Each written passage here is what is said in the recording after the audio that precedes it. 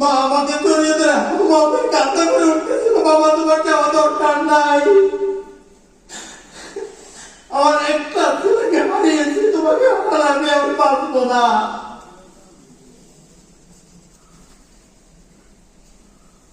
ওসমান হাদি যখন রাজপথে বক্তৃতা দিত,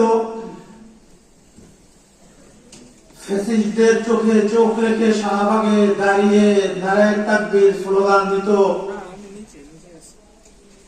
আমাদের পরিবারকে হুমকি দেওয়া হতো, হোয়াটসঅ্যাপে মেসেঞ্জারে কাফনের বক্স পাঠানো হতো।